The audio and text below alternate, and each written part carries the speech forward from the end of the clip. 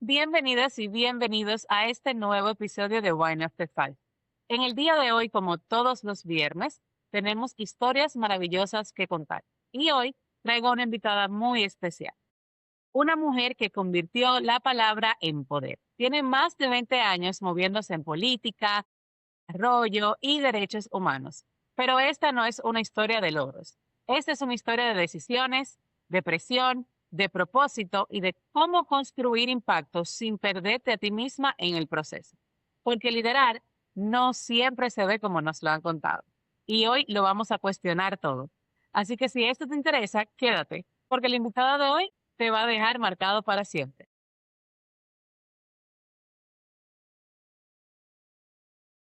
Sin más preámbulos, le doy la bienvenida a Roxy Contreras. Hola, Roxy, ¿cómo estás? Hola María, mucho gusto. Muchas gracias por la invitación.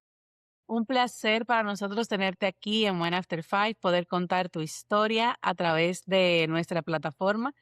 Roxy, para aquellos que no te conocen, quiero empezar dándote la oportunidad de que nos cuentes un poquito más sobre ti, qué haces, quién eres, dónde podemos encontrarte. Buen día. Mi nombre es Roxana Contreras, tengo 41 años. Soy periodista, ya también desarrollo territorial y me he ido moviendo a lo largo de la vida en diferentes momentos, siempre relacionando temas que tienen que ver con la palabra y con la investigación. Entonces, allí siempre me he ido moviendo, digamos, en esos ámbitos y ha sido como experiencia bien bonita, ¿verdad? Porque de alguna manera he tratado de ir en coherencia, ¿verdad? Con mis principios, las cosas que yo creo, pero también con cómo transformar realidades, ¿verdad? Que están a mi alrededor. Perfecto, Roxy. Yo quiero empezar por el inicio, ya que tú nos hablaste un poquito de ti. Y es que mi audiencia no lo sabe, pero tú y yo hemos hablado y tú iniciaste en tu proceso de liderazgo, en este camino hacia el éxito que estás desarrollando, soñando con ser escritor. Pero dentro de ese sueño terminaste construyendo una carrera donde la palabra sigue siendo protagonista, a través de comunicar, a través de hablar, a través de enamorar a aquellos que conocen tu proyecto. Yo quiero empezar preguntándote, ¿en qué momento tú entendiste que la voz iba a ser tu herramienta más poderosa que no fuera de la forma en la que tú lo imaginabas al principio? Lo entendí el año pasado, de mis 40 años, hubo todo un revolú de cosas. Fuimos como cambiando, entendiendo realidades y esto. Y sí, hubo un proceso que siento yo que me marcó mucho. El año pasado quedamos así como varios, ¿verdad? Sin trabajo por temas de cierre de la cooperación.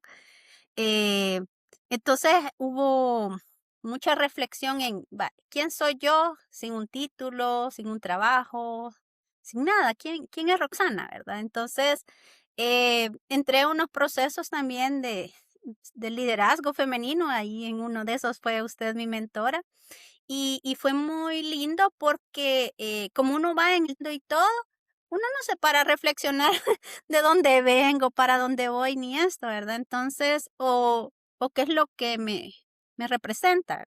Entonces, en ese bootcamp que estuve acompañada por usted, fue como bien bonito descubrir de que casi que todos los trabajos que yo había hecho en mi vida tenían que ver con la palabra. Y, y yo siempre, o sea, mi sueño inicial de niña, ¿verdad? Era, yo quiero ser escritora, yo quiero contar historias, quiero enamorar gente, ¿verdad? A través de la palabra. Y cuando estaba chiquita, que escribía pseudo poemas, ya ahora pienso que no eran, pero en mi diario, eso eran, escribía pequeños cuentos y esto. Digamos que no he sido tan disciplinada en esa línea. De hecho, estudié periodismo pensando en que era buena para escribir y era buena para investigar. Entonces yo dije, ah, bueno, pues esto me va a llevar a ser escritora. Esa era como mi idea inicial. Obviamente lo pensé a los 13 años, ¿verdad? Pero en la medida que fui estudiando, fui encontrando algo que también es como muy fuerte en mí, que es la parte de trabajar con las personas. O sea, hay como un espíritu muy fuerte en mí de estar al servicio de los demás. En ese bootcamp nos hicieron hacer un manifiesto de quiénes éramos nosotros. Y yo de verdad que me lo pensé como mucho. Y siempre yo llegaba a eso, ¿verdad? Yo soy territorio, yo soy palabra. Yo soy, amor, ¿verdad? O sea, porque todo lo que yo hago trato de hacerlo con mucho cariño y pensando que voy a generar un cambio o voy a generar alguna transformación en nosotros. Entonces, sí me ayudó como mucho a entender y ahí fue que caí como en el 20, ¿verdad? Sí, la palabra siempre ha estado conmigo, tal vez no como la ideé inicialmente, pero ahí ha estado, ¿verdad? Acompañándome y todo el tema de la escritura más creativa o literaria tampoco es que la he dejado de lado. He hecho mis pininos ahí en algunos talleres de escritura creativa. Estuve en un programa de dramaturgia, también tengo una ópera prima que es una forma también de, de ir sanando situaciones personales.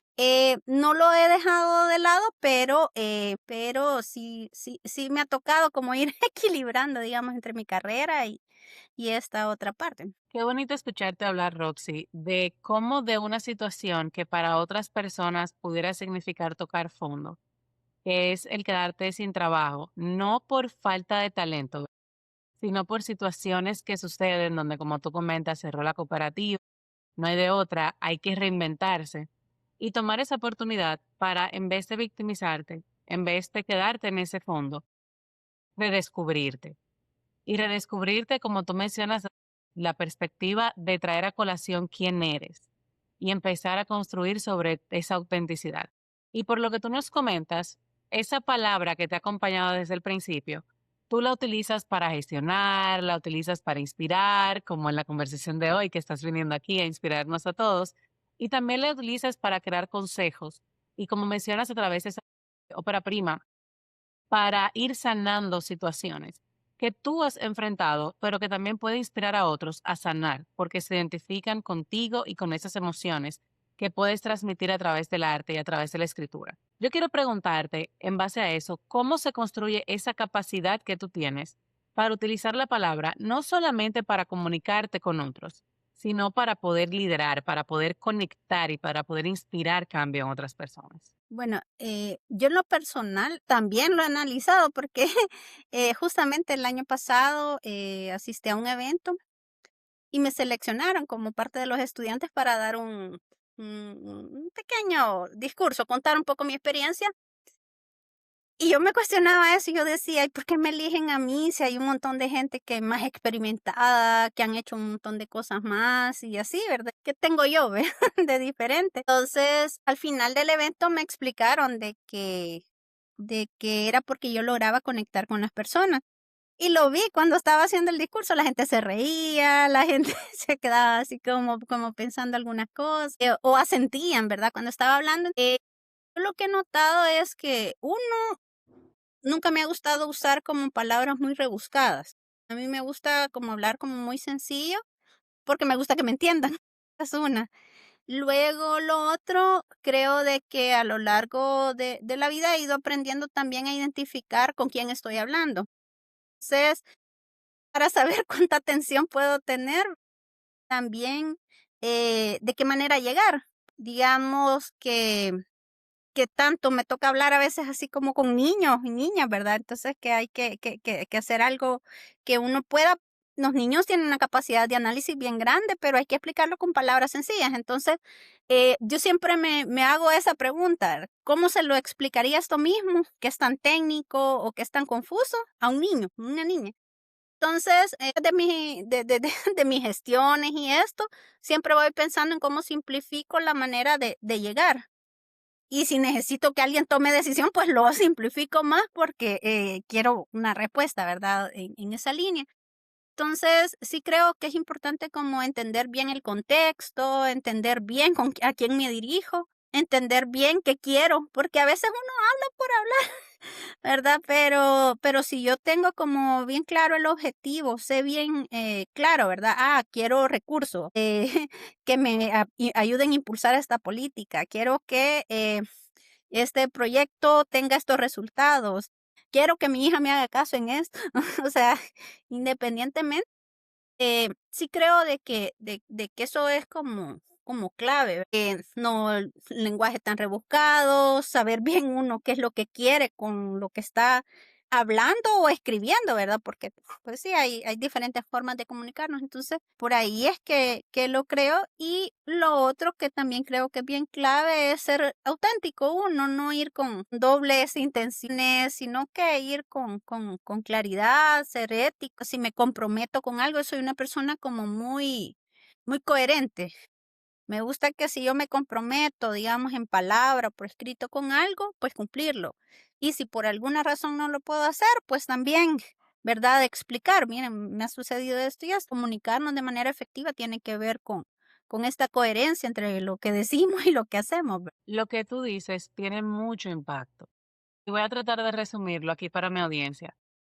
Esa capacidad de comunicar eh, hacia el líder, hacia el convencer a otros, hacia el inspirar, viene dada con de esa coherencia que tú nos mencionas, que lo que tú dices y lo que tú haces vaya en la misma página.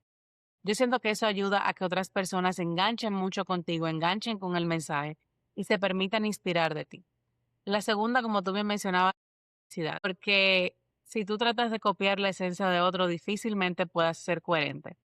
Y siento que de las más importantes que también mencionaste es saber a quién le estoy hablando.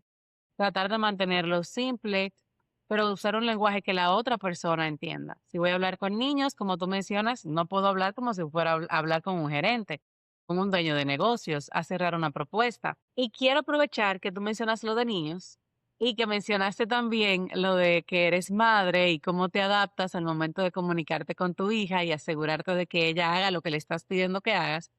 Porque algo de lo que hablamos mucho aquí en Wine After Five es de esa narrativa fuerte que existe, que cuando uno quiere perseguir el éxito definido socialmente y ser esta gran profesional y tener estos títulos y tener estos salarios, hay que sacrificar por vía de consecuencia otras áreas de su vida. Y yo hablo mucho desde el sacrificio de la maternidad porque me ha tocado vivirlo, pero quiero traer desde tu perspectiva o desde tu experiencia como madre autónoma.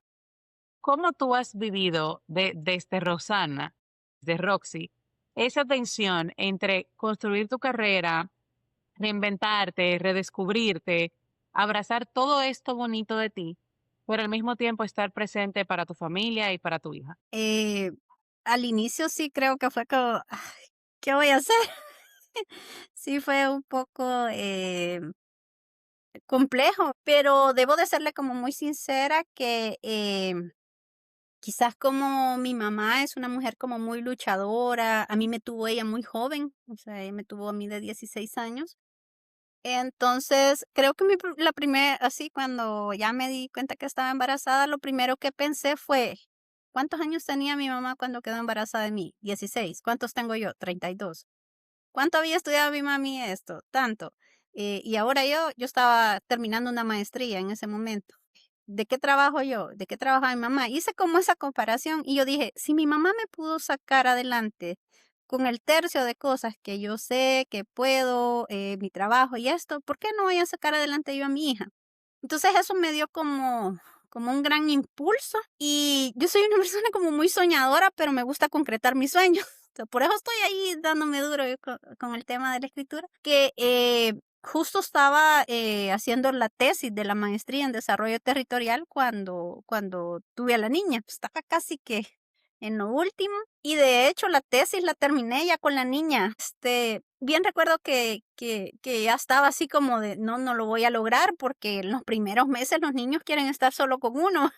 Y pues sí, ya lo último de la tesis siempre es el análisis. Sí recuerdo que un día llorando le dije, mamá, no, no, no lo voy a lograr. No lo voy a lograr, no me puedo concentrar. Me dijo ella, ¿qué necesitas? Silencio. Necesito silencio para pensarle. Vaya, me dijo, yo te voy a ayudar. Me dijo, baña a la niña, dale de comer, estate con ella en el día. Entonces en el día yo pasaba con la niña chineada y leyendo nada más y anotaba página tal, página tal, página tal.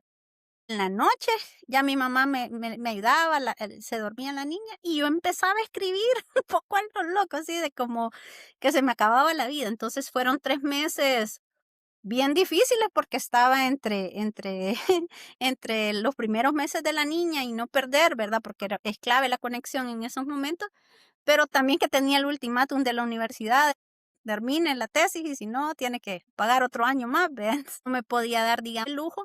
Y yo creo que eso marcó el rumbo de mi maternidad, cuando terminé la tesis, bueno, no me gradué y todo, pero al siguiente año nos llamaron con mi compañera que la hicimos y nos dijeron que era la tesis más destacada de ese año. Entonces, fue una cosa así como que nosotros, si ni sabemos cómo logramos terminar, porque de verdad que nos aceleramos un montón. Y fue bien bonito porque mi mamá y mi papá me acompañaron a la presentación y llevaron a la niña. Y bien, me recuerdo que la niña tenía como 1 año y algo. Y cuando terminé de exponer, la niña se paró y aplaudió, bravo, mami, bravo. Mire, yo de verdad que me conmovió un montón porque yo dije, y yo ya me había dado por vencida, y si mi mamá no me hubiera empujado, ¿verdad? De decir, yo te ayudo y vamos, ver. Entonces, y siempre, cuando emprendo algo, siempre me acuerdo de esa imagen de la niña diciéndome bravo, porque de alguna forma uno se vuelve como inspiración para ellos. Un ejemplo. Siento yo de que, bueno, ¿cómo le voy a decir a mi hija? Sí se puede las cosas si ni siquiera yo lo intento. Entonces, he estudiado un montón de cosas más de ya teniéndola a ella y siempre voy pensando, esto va a ser para las 2, vea, o sea, lo que yo vaya aprendiendo, de alguna forma lo pongo en práctica, ya sea con ella o en mis trabajos o algo, y de una u otra manera, siempre en la familia. A mí ellos son como mi motorcito, que me van marcando un poco el paso y ir aprendiendo un montón de cosas, porque también el mundo va moviéndose bien rápido. También la niña es como una pequeña maestra mía, porque digamos que antes de tenerla yo sí era como más workaholic, algo así, no sé.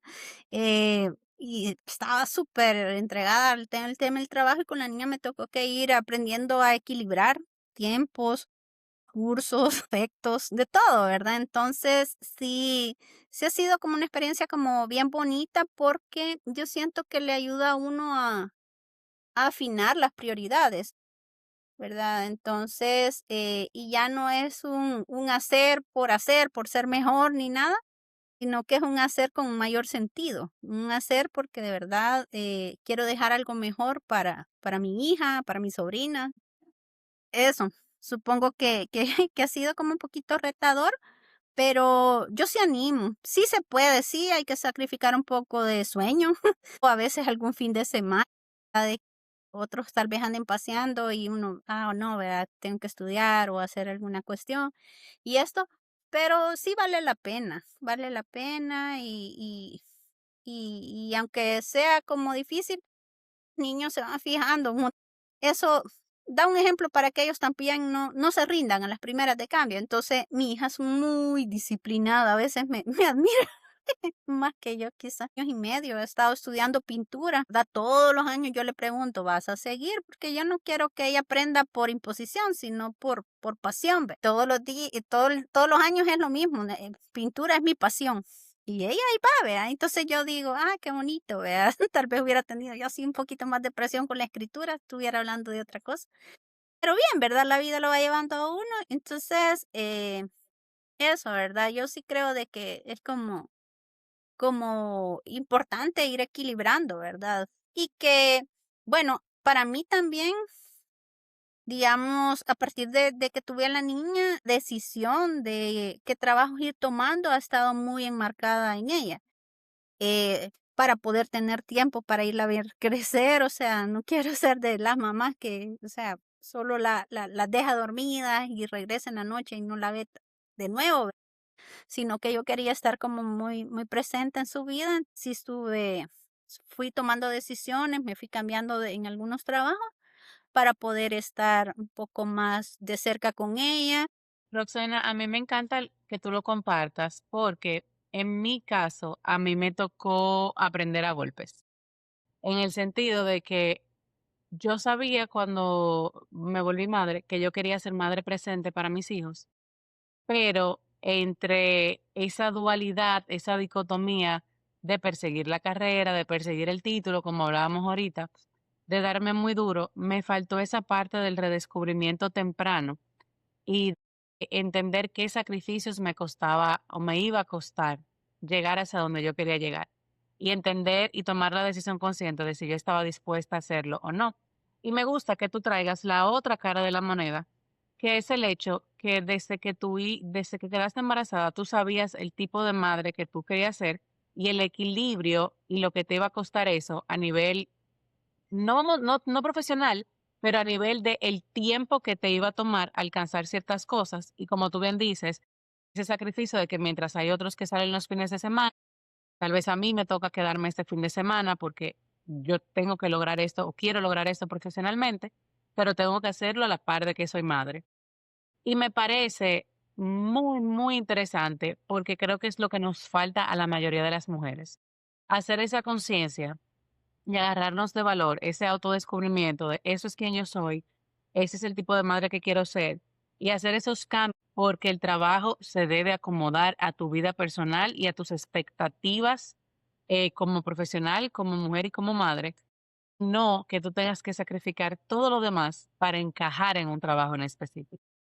Yo creo que ese cambio es el que debemos empezar a hacer y le hablo mucho, mucho a mi audiencia de esto ahora que te escucho porque al final, si tú terminas sacrificándote tú por un trabajo, terminas en el burnout, terminas frustrada, terminas con el daño emocional. Pero si tú vas buscando y cambiando de trabajos en base a lo que se acomoda más a la vida que tú quieres tener y a los beneficios que tú necesitas, como tú dices, poder tener teletrabajo, poder pasar tiempo con mi hija, jugar con ella, comer con ella, aunque no traiga necesariamente el título o no lo traiga tan rápido, te da esa paz mental, te da mayor satisfacción. Y eso, lo que hablamos, o sea, muy pocas veces también se habla de lo que implica para nosotras como mujeres sostener todos esos roles, como tú dices, tú eres hija, pero tú eres mamá, pero tú eres líder, pero tú quieres escribir. En el momento de la maestría te tocaba ser estudiante y parte de un equipo y no defraudar a ese equipo.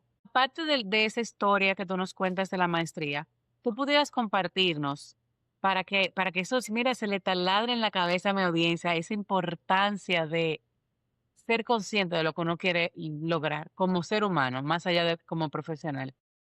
¿Cuál ha sido algún otro momento que haya retado ese equilibrio entre ser mamá, ser profesional, ser hija? ¿Y qué te sostuvo en ese momento? Mire, yo soy una persona bien miedosa. Yo se lo decía a usted cuando estábamos en el bootcamp, o sea, para mí mostrarme tal cual quizás es mi mayor miedo. O sea, siempre uno está como manteniendo la postura o ciertas, ¿verdad? De poses y esto. Entonces, para mí era un poco, siempre me ha dado como un poco de miedo. Esta entrevista me ha dado un poco de miedo.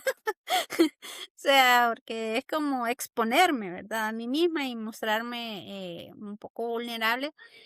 Pero en la medida que he ido aprendiendo, todos tenemos miedo, ¿verdad? Entonces, yo la mayoría de veces hago las cosas con miedo. ¿Qué me va a salir? Ah, probemos. Siempre me digo, tengo el 50% que sí y el 50% que no. Y así he tenido, digamos, la oportunidad de estudiar cosas que, o sea, nunca imaginé. Decía, voy a aplicar a ver si sale. Y cuando salía ya me daba miedo. Salió. Entonces, por ejemplo, me recuerdo que justo me salió una beca para una escuela de verano en Italia cuando estaba embarazada de ella. Justamente el día de la madre me cayó la notificación y dije, wow, esta niña trae buenos regalos. ¿Y cómo se llama? Y me fui embarazada, 15 días, 6 meses. Yo estaba terminando, bueno, estaba estudiando, estaba en una especialización en pensamiento estratégico urbano y me voy a esa escuela de verano en desarrollo económico local. Entonces, fue como bien bonito porque se me juntaron. En la maestría sentía como la teoría, en la especialización sentía como la práctica, y en la escuela de verano sentí que me resumieron las 2 cosas en 15 días, ¿verdad? Entonces, pero sí fue bien retador, que un viaje bien largo desde El Salvador hasta Italia, como 12 horas. Entonces la doctora llevaba un montón de recomendaciones de la doctora, ¿verdad? Tiene que estar separando cada hora en el avión, tiene que estar haciendo esto, tiene que comer esto. Me llevaba un pequeño botiquín, o sea, entonces era como ir equilibrando, ¿verdad? La parte física, que lo que veo hacia atrás, le digo a la niña así, mira, en Italia yo creo que probé todos los medios de transporte, le digo yo, que el avión, tren rápido, Vaporetto, la góndola, el funicular, el teleférico, anduvimos en todo. Yo le digo, no sé cómo lo logré en ese momento y iba con un montón de miedo. Y el tema del cambio de horario era bien difícil, más ya embarazada, entonces me molestaban que yo a veces me dormía en la clase, pero que de cuando preguntaban yo contestaba primero. Entonces decía, no, es que estaba meditando, les decía yo la respuesta. Pero qué, vea, a veces de carambola me salía. Entonces eso, ¿verdad? Siento yo de que hay que hacer las cosas aunque uno tenga miedo. Que le digan a uno que no o de equivocarse, no va a pasar. Y lo que he notado es que cuando uno se equivoca, o en ese momento uno dice que está mal, algo aprendió. Entonces también cómo vamos valorando los fracasos porque vamos aprendiendo algunas cosas, creo que es importante. Pero no, ¿verdad? Como estamos con ese afán de la perfección y de tener éxito y eso, a veces no valoramos también los tropiezos o las cosas que vamos teniendo en el camino y que de alguna forma se van configurando y nos van volviendo lo que somos en la actualidad, ¿verdad? Entonces siento que eso yo ahora los aprecio más, más que antes. A mí me gusta que tú hablas de que tú eres una persona muy miedosa, que te causan muchas dudas, de que te da miedo que te vean por cómo eres, pero yo siento que tú eres un ser humano tan auténtico, Roxy, y que tú eres muy lanzada, o sea, mira lo que tú dices de cómo te salió la beca y te fuiste a Italia, probablemente sin conocer a nadie, embarazada a la buena de Dios. Entonces, sí, a veces también uno tiene esos pensamientos, pero en la práctica tú eres muy lanzada y tú eres un ser humano muy, muy valiente. Yo quiero aprovechar y cambiar ahora un poquito la conversación hacia ese aspecto internacional, porque el haber estudiado en Italia es solamente una de las cosas a nivel internacional que tú has hecho. Tú eres literalmente de Salvador para el mundo. Tú has tenido experiencia en distintos países, hecho muchísimas colaboraciones internacionales que también han ayudado a ampliar tu mirada. ¿Qué cambió en ti cuando tú empezaste a ver más allá de las fronteras de tu propio país? O sea, aquí sabemos que eso empezó con Italia, pero después de ahí, ¿qué más ha descubierto Roxanne? Em, de hecho, creo que hasta como el 2021 empecé a caer en la cuenta. Antes no, aunque ya habían pasado como varias cosas, hubo una situación, ¿verdad?, que me hizo decidir cambiar de un trabajo y cuando estaba como arreglando el CV, empecé a ver y yo, esto no me había fijado que lo había hecho para tal entidad. Esto otro, esto sí fue para Latinoamérica. Así que, entonces yo empecé como a caer en la cuenta de eso. Y sí, yo tuve un trabajo que siento yo que fue como muy lindo, que porque me dio como mucho espacio para crecer profesionalmente. Entonces estuve en una oficina de planificación y ahí potenciaban mucho de que uno se formara. Entonces allí tuve la oportunidad de tener una beca para una especialización en pensamiento estratégico urbano. Era con una entidad que se llama CIDEU, que es a nivel iberoamericano. Entonces, y era algo como bien práctico, entonces yo lo iba aprendiendo y lo ponía en práctica en la oficina. Entonces era de esos estudios que a mí me encantan porque no se quedan como en el aire. Luego, y ahí fue que viajé la primera vez a un seminario presencial de ese 31, 32 años y iba con un gran miedo, pero el muchacho que iba a la par mía iba con una bebé, entonces él la iba como calmando mucho y yo tomaba los consejos para la niña como propio. Entonces, y de hecho hasta él se fijó, ¿verdad? Entonces él me empezó a hablar, no, mire, tranquilo, le ayudo, y no sé qué. Entonces siempre también yo siento que Dios le va poniendo angelitos a uno en el camino. Fue como muy lindo. Ya después, el siguiente año, si no mal recuerdo, creo que fue lo de Italia. Y eso sí, me abrió muchísimo más la mente. A mí me encanta la arquitectura. Casi que cada cosa que uno ve ahí es hermoso, realmente. Entonces, y aprendí un montón y me hice de muchos amigos porque iba un montón de colombianos ahí. De como nos tocaba que dormir así, ¿verdad? Compartido y eso, entonces me quedé como de muy buena amiga de varios colombianos, de un peruano y así. Y ya luego también salió otra. Yo siempre me metía, yo decía, peor que me pueden decir es que no. Entonces estudié un curso de planificación estratégica vinculada con los ODS, que la dio la CEPAL. Entonces fuimos a Uruguay y de nuevo, como un montón de cosas, me encantó que era una ciudad bien tranquila, bien relajada. Entonces yo decía, ay, que así fuera mi país. Entonces uno agarra ideas siempre de otros lados. Y quizás por mi manera de ser también me quedo como con amistades siempre en los lugares. Entonces siempre, ¿verdad? Se van desarrollando.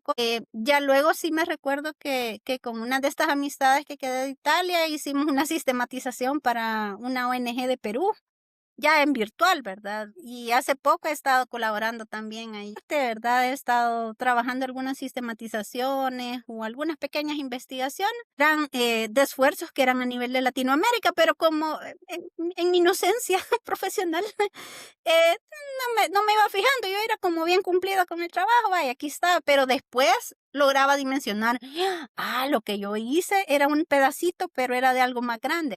Digamos que siento yo que la vida me ha dado como la oportunidad, ¿verdad? De irme formando por una, pero también de ir generando una red de contactos, así como bien bonita, porque más allá de lo profesional, creo que lo humano es como lo más valioso. Y ya luego también en mi trabajo, en la parte de proyectos, ha tocado que tener como mucha interacción, ¿verdad? Con los cooperantes, porque hay que rendir cuentas, hay que presentar informes, porque hay que ir mostrando los avances. También ahí de alguna forma uno se va haciendo como amigo, ¿verdad? Entonces, sí me he tenido como la oportunidad de trabajar con varias entidades de cooperación española, la cooperación americana en su momento, también con la cooperación alemana, Unión Europea, BID y otros, ¿verdad? Entonces ha sido como bien bonito y, por ejemplo, cuando estuve en la oficina de planificación trabajábamos bastante con el área metropolitana de Barcelona, trabajamos unos 4 o 5 años y el año pasado visité la ciudad y la gente se acordaba de mí, solo que allá soy Rosana con ese, molesto yo con eso. Entonces, y se acordaban y me guardaban como cariño, y yo también me recordaba de ellos. Entonces sí, ha sido como bien lindo, ¿verdad? Que más allá del trabajo, más allá de las cosas, usted establece una relación a veces solo en términos laborales, pero después también queda como una amistad. Entonces, yo siento de que he tenido la dicha, ¿verdad? Cuando estuvimos en el bootcamp de Mejoremos Academy, yo bien me recuerdo, yo tomé 2 cursos, pero sí recuerdo que yo estaba como apantallada, yo decía, wow, ¿yo qué voy a hacer aquí si estas mujeres son espectaculares en lo que hacen o en lo que nos están contando y eso? Y no deja uno como de sentirse chiquito, hay uno que viene de un país chiquito, entonces toda esta parte, pero creo que cuando ya estuvimos en el bootcamp con usted, era esto del síndrome de la impostora y era, no, ¿verdad? No, no hay que darse duro, hay que pensar mejor las cosas y todo, ¿verdad? Entonces eso, creo que ha sido como bien bonito conocer las experiencias y todo, inspirarnos de otros también es como lindo y seguir como conectados de alguna forma. Y los medios de comunicación actuales nos dan para eso, ¿verdad? Y ahí solo depende de, de nosotros, ¿verdad? Que sigamos ahí la comunicación. Es fascinante, Roxy, cómo tú logras simplificar lo que nosotros hablamos aquí en One After Five. Esa importancia, de hecho, uno de nuestros pilares es la comunidad. Esa importancia de hacer comunidad. Esa importancia de conectar con otros, no por lo que ese otro me puede aportar económicamente o las puertas que me puede abrir, sino de conectar con los seres humanos, como tú dices. En tu caso de que si te vas para Barcelona, que si te vas para Argentina o en alguno de estos países donde has podido colaborar, has dejado un impacto a nivel humano, pero que también cuando las personas están buscando alguien que inspire, alguien que hable de comunicación, alguien que tenga el expertise en tu área, tú seas de las primeras personas que llegan a la mente por el tipo de ser humano que eres. Ese networking de alto impacto del que nosotros hablamos, que no es qué puedo ganar yo de esta relación, sino qué puedo aportar, cómo puedo inspirar y cómo puedo permitirme inspirar de otros. Roxy, yo quiero agradecerte por todo el tiempo que nos has dedicado en el día de hoy, por haber compartido tus experiencias con nosotros también.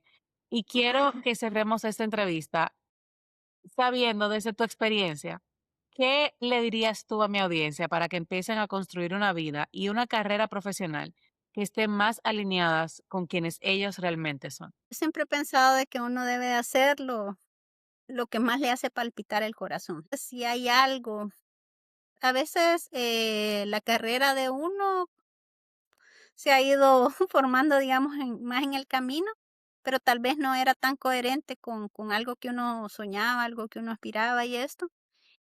Entonces, eh, sí creo que es importante entender qué es lo que me hace feliz, porque si a mí me hace feliz transformar la vida de la gente, lo puedo hacer con los proyectos, mm, me da un poco de margen.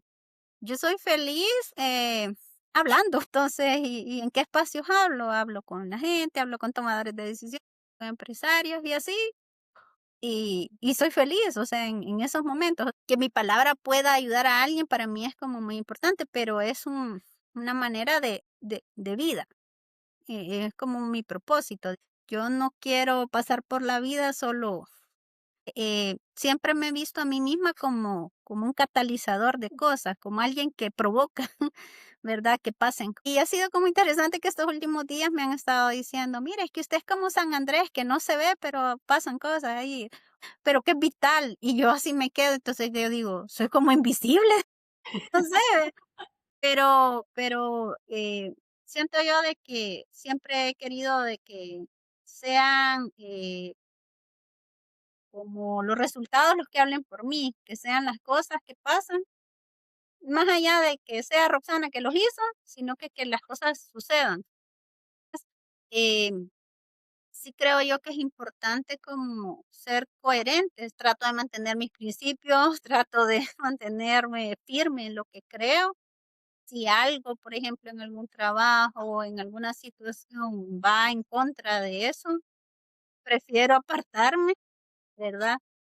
Y no es por cobardía, sino que digo yo, no me puedo traicionar a mí misma. Entonces, a veces siento de que uno no es coherente con uno mismo. Entonces, a veces la misma necesidad o algo lo va obligando a uno, ¿verdad? A seguir en lugares donde uno no se siente bien o donde las ideas de uno parecen locura. Siempre hay un espacio, siempre hay un lugar donde esas ideas que para otros parecen raras o algo, siempre funcionan. Eso, ¿verdad? Buscar como esos espacios, rodearse de la gente que lo quiere a uno es importante para para mantener la coherencia, ¿verdad? En lo que se dice, en lo que se hace. Y, y eso, siento yo que es como importante, no traicionarse a uno mismo, ¿verdad? Sino que esto me hace feliz, aquí es donde yo siento que aporto más y a darle, a darle de la forma que toque, ¿verdad? Ahí sí, ir con todo y entregarse. Muchísimas gracias nueva vez, Roxy, por tu conversación, por abrirnos las puertas de tu historia, compartirla con nosotros, desde dónde iniciaste, dónde estás ahora y todo lo que ha pasado de por medio. Si nos puedes compartir, por favor, tus redes sociales para que mi audiencia pueda seguirte y pueda encontrarte. Sí, ahí me pueden encontrar en LinkedIn, Roxana Contreras, o en Facebook como Roxie, Roxie Contreras.